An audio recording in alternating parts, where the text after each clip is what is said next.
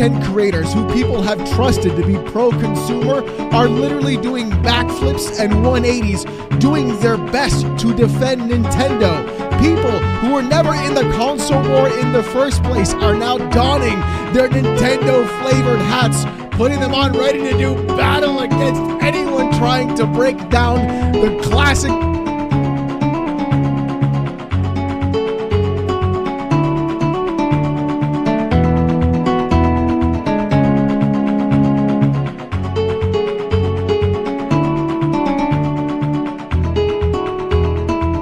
Hey right bags, it's Jade back again with another Oblivion Leaks video. I know I'm now milking it. This is effectively my third video in a month.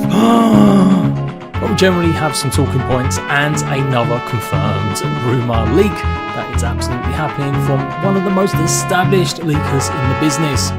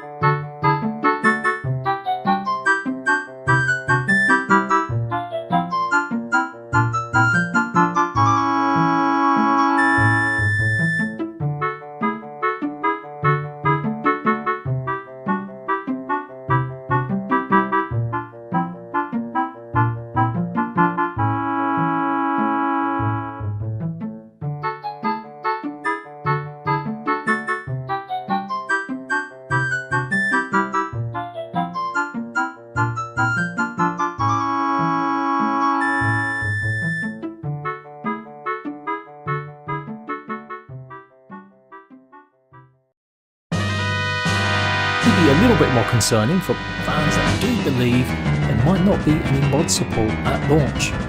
Alright, the 30-second rundown for people that don't have a clue. This is brand new news to them that Oblivion might be remade. All kicked off a few months ago with Nate Hayes stating that an Elder Scrolls remake would drop in June. He then changed that to April a few weeks ago or so, and he's been pretty consistent in saying that it would drop in the second half of April. This guy's got a solid reputation for predicting and leaking stuff that happens, a lot of it also revolving around Nintendo Directs and stuff.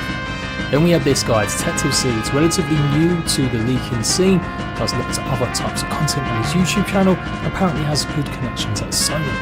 He did maybe go a little bit gung-ho in stating that the game might actually release on the 3rd of April. Now he did also stress it might be a week later, which of course is this week. But he held his hand up and said he got it wrong. Actually, it's likely to drop the week of the 21st, after the ESO anniversary event ends. He finishes it off by saying the project is 100% real though for those doubting it. So I thought ESO was celebrating 10 years, no, 11. Big shout out to the know-it-all that corrected me last time, you're the GOAT. But they do still have an anniversary event and finishes on the 21st, so in my logic, what better way are you going to announce a remake than at least at some sort of event tied to it? I know people wanted to see it maybe in March at the anniversary of Oblivion actually being out, but remember this wasn't meant to come out to June, and now they've maybe switched, and it's still my hypothesis it's because of Nintendo Switch. They may be different platforms, they may have nothing really to do with each other, etc. But let's face it, the Switch 2 is going to take up a lot of PR space. News reports, guides, everyone is going to be jumping on that. I've heard from my own various sources that game developers are avoiding June, just like they were trying to work out when GTA 6 will arrive, because they don't want to compete either with the Switch 2 launch or GTA 6. Even games not in the same genre really realise that just a lot of the news with and basically talk about this stuff will pretty much shadow anything they've got going on. So, 21st, the week of the 21st, that tallies up with Nate the Hate, and that's where we were at. Okay, that took more than 30 seconds, but you got the idea. Now enter a new contender, Jeff Grubb, one of the most well-known leakers in the business. He's worked in games media a number of years and pretty much has predicted a bunch of stuff, particularly to do with Starfield being an Xbox and PC launch exclusive, Metroid Prime and more. Alright, let's get into some of this other news. Oblivion is very likely going to shadow drop here pretty soon. It's supposed to come out, according to some other rumors I've heard, in April. And it's April. It's April right now. That's the crazy thing. And it's like, okay, well, when are they going to announce this? Well, I've been told it's going to shadow drop here at any moment this month. So, I thought you were doing it any moment today. And who knows? I don't know that. So it's going to shadow drop here pretty soon. What does that look like to you? Like, this feels like a big game. It should be, they're remaking Oblivion, one of the Xbox 360 games, one of my favorites of all time. Feels like they could build a little showcase around something like this, but no, instead they might shadow drop it instead. I guess maybe there's an event that we don't know about. Of course, Jeff could be jumping on the hype himself, having seen already a big splurge of news articles and other leakers getting on the action ahead of him. I wouldn't say he probably cares that deeply. And he did state there his own sources said it is about to shadow drop. He still didn't commit to any kind of date or what that would really look like or why, other than hypothesizing. And he's kind of right. It doesn't need to be a big show and dance. This is a well-established game. Microsoft trying to claw back some money, why bother with a huge marketing scheme for this if you just know there's going to be a bunch of people eagerly waiting for it and would happily pay for it as soon as it drops? The flip side of that is, it could actually be a bit of a mess. Maybe the remake just isn't that great and they don't want to be giving lots of press and people time to do lots of reviews and basically crapping it before it comes out, since this is supposedly being made in another engine or with the help of two engines, Unreal Engine 5, the original creation engine, and to be made by Virtuous Studios, not directly made by Disney Studio. There could be some other things that might have potentially negative feedback, so why not just shadow drop it and not have any instance like they did with Pulsar? Someone maybe watched my video or put two and two together and asked, do you think we'll see the announcement of Oblivion arrive at the end of the Elder Scrolls event next week? And Nate the Hate has actually said unlikely. I mean, they are technically different games, games. If it was an ESO expansion, that's what you would expect to see at the end of the show, maybe, or the very beginning. But beyond that, Make the Hate has strictly been pretty much the same. It's coming out in the second half of April. Someone then asked Detective Seeds whether or not he thinks Oblivion's going to have mod support. And he said it's not going to support mods, at least at the beginning. This maybe would be surprising, but it might tie in also to my idea that they're not doing this remaster just for the fun of it or just for a one-time purchase. They need to keep on generating money. My assumption would be that they will start selling some of the content creation mods we've seen for Skyrim and Fallout pretty much in the same way on this new version of Oblivion. They couldn't possibly try this for a game that's literally 20 years old, but they can absolutely do that for a remaster. But the idea that they would maybe stop or not support modding at the very beginning does seem a bit off. The modding scene in Oblivion is actually still pretty decent. There's a whole bunch of mods that have just been uploaded in the last week or so. It's got 1,500 pages on the Nexus sites. That is thousands upon thousands of mods. We know that we saw a lot of the all-time favourite mods actually being ported over to the Anniversary Edition alongside the paid ones, especially for Xbox and PlayStation owners, which was a huge deal. And ultimately, this is what Bethesda are really trying to market these kind of remakes to. PC, you've probably been able to upgrade, you've already got 120 FPS, whatever it is, your systems can run games the optimal way if you've got the right kind of hardware. You've got easy access to mods that also include things like the famous mods that have fixed 2,000 bugs in games, etc.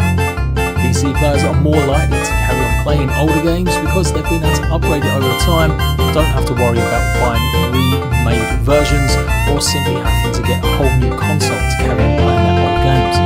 Yes, Xbox backwards compatibility does exist, of course. PlayStation, maybe not so much. Certainly not with any kind of Bethesda games from the PS3 era. So my point is, you unlock the target audience. The target audience is console players and fairly new PC players. But I would assume it's still a maybe smart idea to make sure you're still supporting free mods as well as introducing paid. Now we haven't got any confirmation they're going to do paid mods at all, that's just my assumption. Knowing everything they've been doing to get money in games like Fallout 76 with their memberships and more, I just can't see how this won't be something they add to Oblivion in the future. Maybe we're going to see how the actual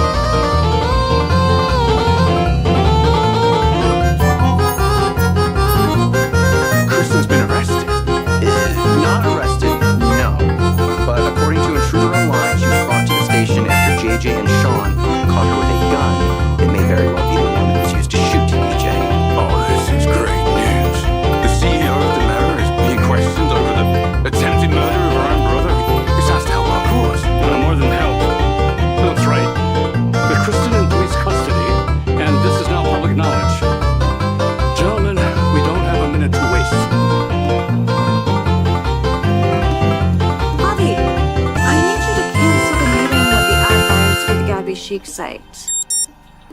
Because our CEO was supposed to sit in, but she is currently being questioned as a person of interest in her brother's shooting. What? What do you mean, did she do it? How the hell would I know that?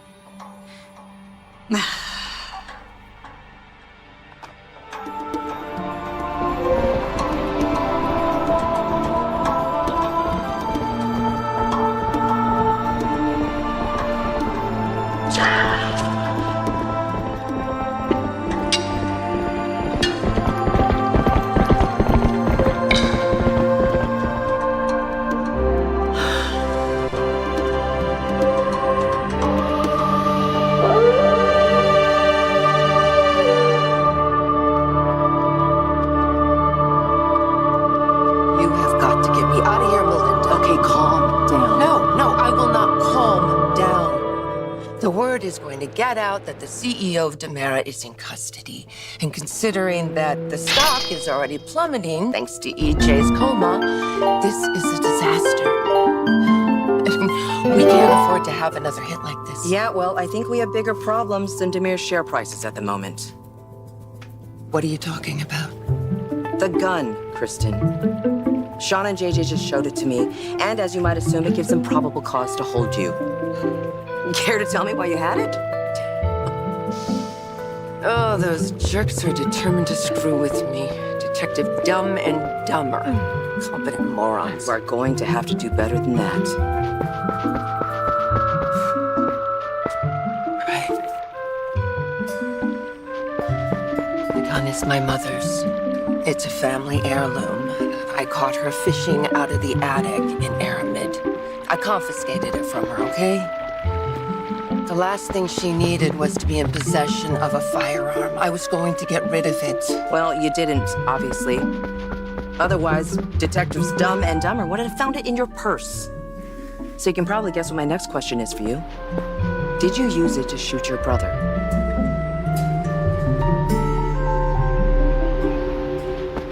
What did forensics say? They don't have the bullet. The what? They told me to check with ballistics. They didn't have it either. And then they told me to go back to forensics, so I did. And now the two of them are just pointing fingers at each other. Okay, great. So if another department has it, Then that means maybe it never left the hospital in the first place.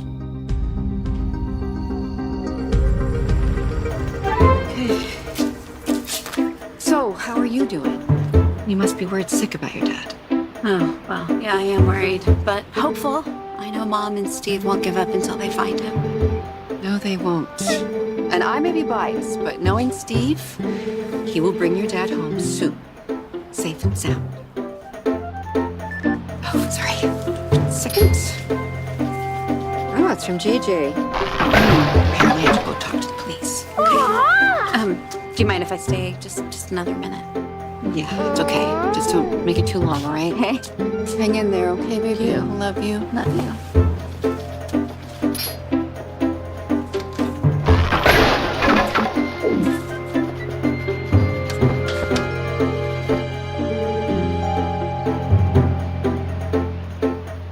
what do you mean we don't have any time to waste? Are you saying we should move on to Mara now? Kristen is as incapacitated as EJ. So, if I call a vote of no confidence, She can't vote her shares either. which will allow me to vote her shares for her by proxy And then we can convince the rest of the board to oust her. and install me in her place. And then you can approve the takeover. Yes, So how much time do we have? as long as Kristen's in custody. Then what are we waiting for? I mean, if Kristen's cleared or EJ wakes up, all bets are off. So we need to strike while the iron's hot. Exactly. Mr. Shin? Tell us what to do. Get the rest of the board on the phone now.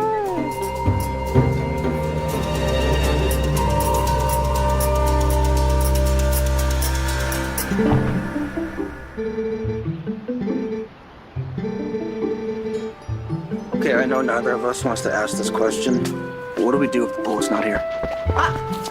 Is this what you're looking for? Oh my God, you found it. It was in one of the post-op rooms. Nobody ever came and picked it up. Well, we're here for it now. Thank you, Kayla. Hey, listen, anything I can do to help. We gotta get this to ballistics right away. With any luck, this will give us some definitive answers. On second thought, don't answer that. I don't want to know. I mean, if you did use your mother's gun to shoot your brother, it's your prerogative not to tell me.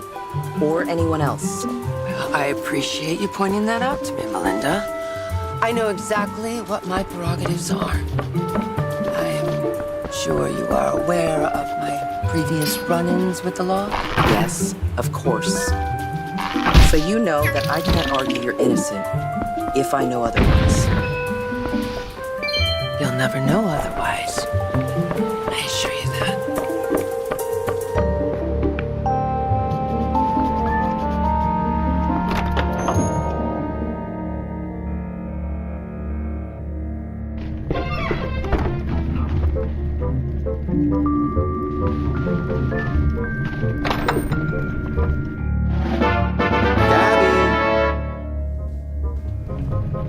Xander? Philip? What the hell are you doing in my office? I think she means our office. All of this belongs to us now.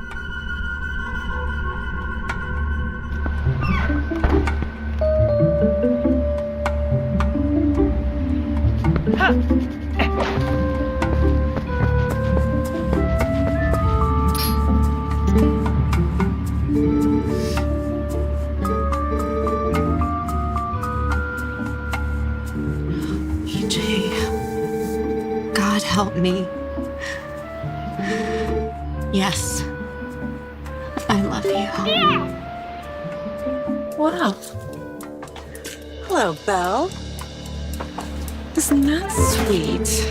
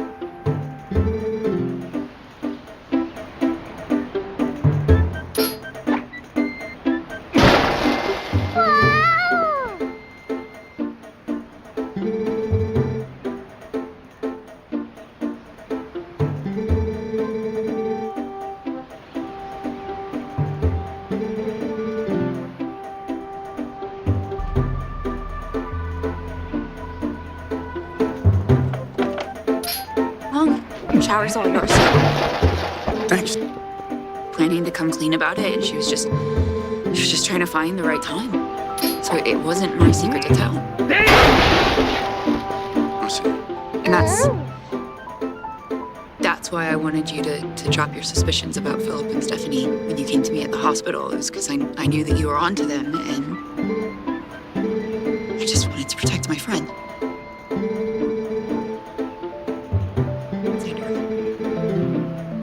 I am so sorry that I lied to you. I thought it was better if no one knew. Can you forgive me?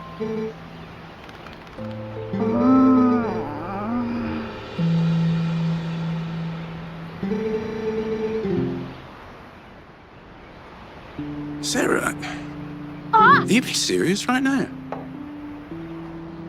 How could I be mad at you when you were just protecting your friend, like you said?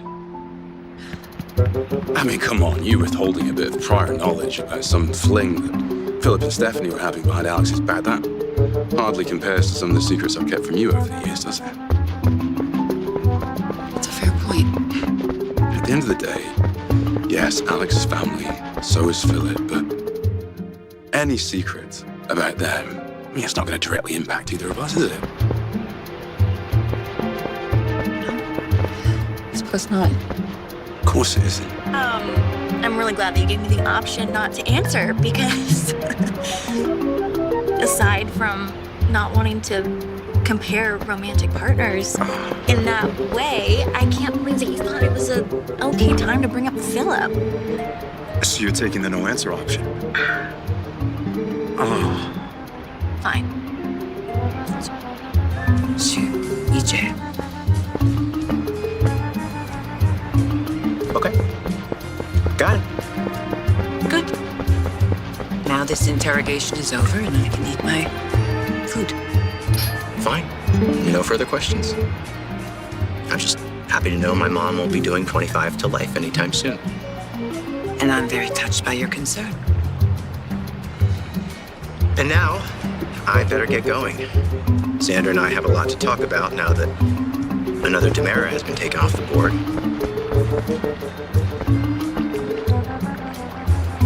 See you later.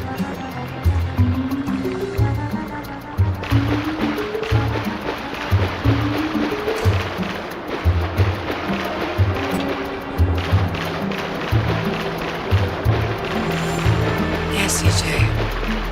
You finally got what was coming to you.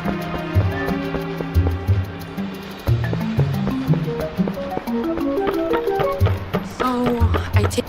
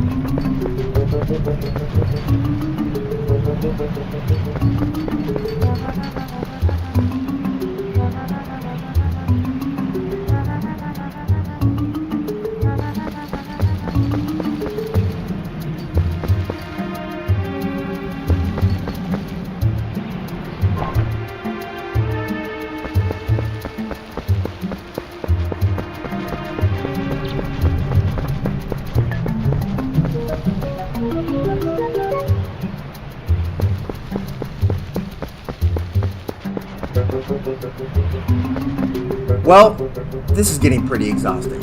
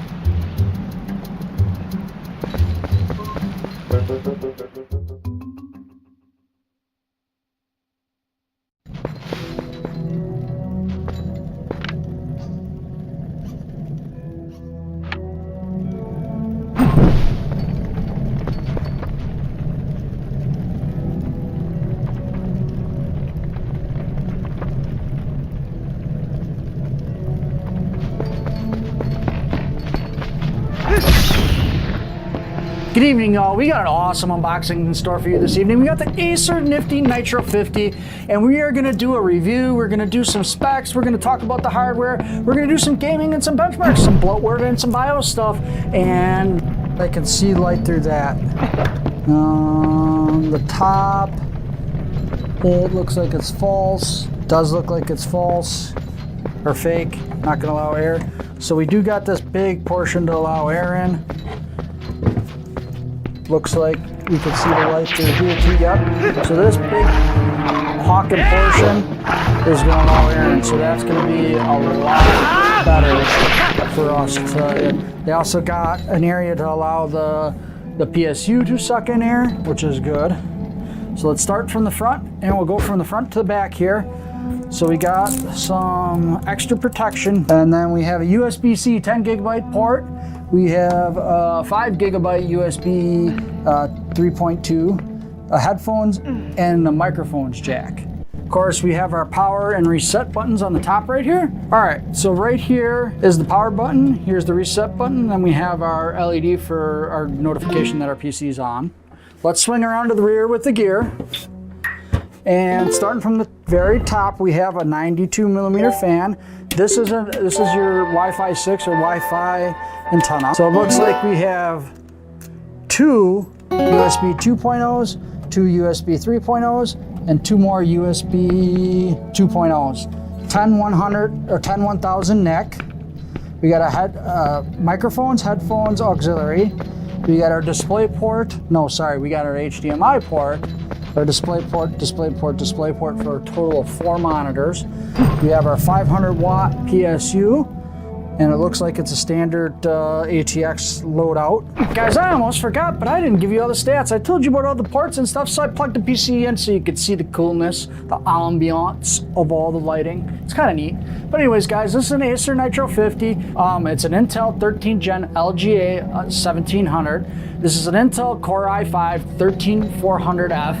It's a boost of 4.6, and the E-Core Max, the P-Core Max is 4.6, the E-Core Max is 3.3, the P-Core base is 2.5, and the E-Core is 1.8. 20 megabytes of L3 cache, and L2 is 9.5 megabytes. Anyways, guys, the TDP base of this CPU is 65 watts, and it'll turbo up to 148 watts.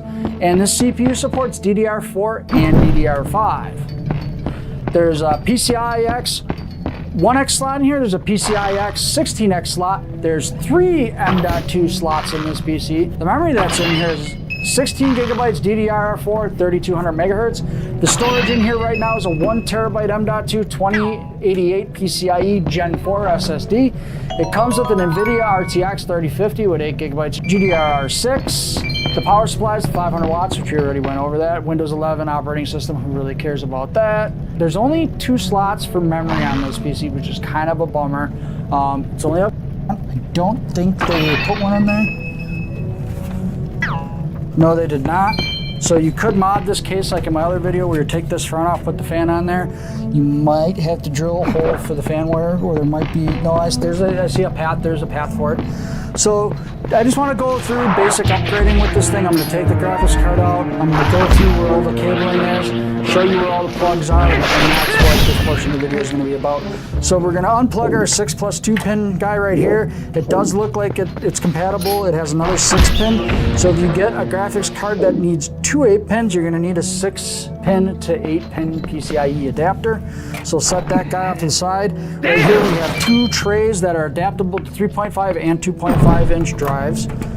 They are the quick mounts, so to get a drive in there, you just open this up, get one side in, then get the other side in, and it's done and set for. SSDs, you're going to need 4 screws, which they're going to be a fine thread. I'll put the link down in the description of what screws those are. They will not come with your SSD. Can I be your superhero?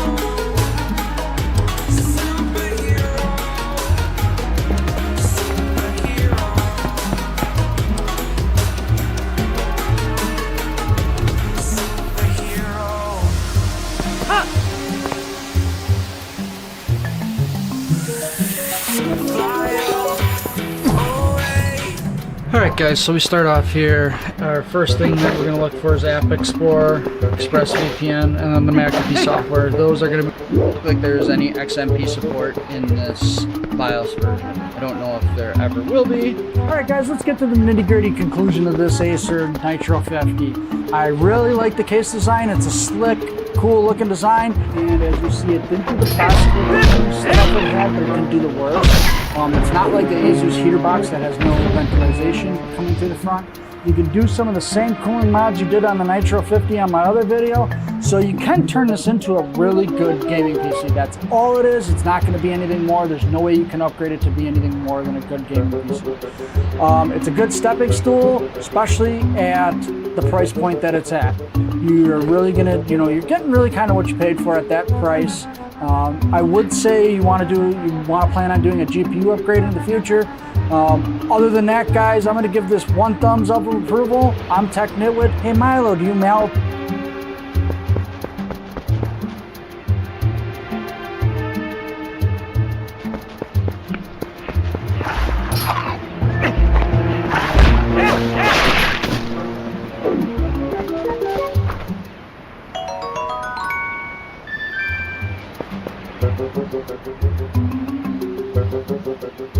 Have an RTX 3050? Is it really as bad as people are saying? Yes and no. Let me explain. The main reason why the 3050 gets a bad rap is because you're basically exposing yourself for not doing a lot of research. At least here in the United States, there are a lot of different GPUs that would have given you more performance for less money. Some examples are the RX 6600 brand new, a used RX 5700 XT, a used 2060 Super, and even a brand new Intel Arc A750 would be better. However, the reason why it's still not that bad is because by itself, the 3050 is still a perfectly fine graphics card, at least a budget one. Even the 6GB version, which is worse compared to the 8, still gets 140 FPS in Fortnite, 1080p with medium settings.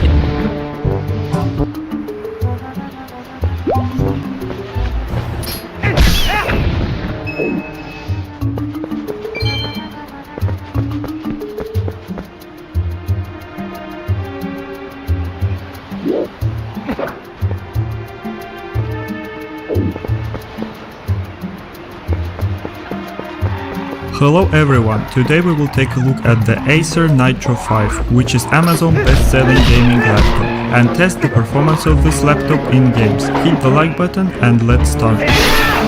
Acer Nitro 5 most selling model costs $750 on Amazon, so this is a budget model. In a set we have laptop itself, charger, HDD upgrade cable and screws, and branded keychain. The laptop case is made of high quality plastic, pleasant to touch, with gaming red-black design. Quick access ports are located on the sides and the power jack is on the back. We have 15.6-inch Full HD IPC display with 144Hz frequency. It looks clear and also has a good viewing angle. Surprisingly good keyboard quality, it has responsive and easy to press buttons with red adjustable backlight. It even has a numpad. Speaking of built-in touchpad, webcam, microphone and speakers, these parts are on the good level and it can come handy for your work and study related tasks. But for gaming, you are most likely going to use external devices such as gaming mouse. Laptop running on Intel Core i5-10300H. It's 4-core 8-thread CPU with 2.5 GHz base frequency and turbo boost up to 4.5 GHz, paired with NVIDIA GeForce RTX 3050 chip.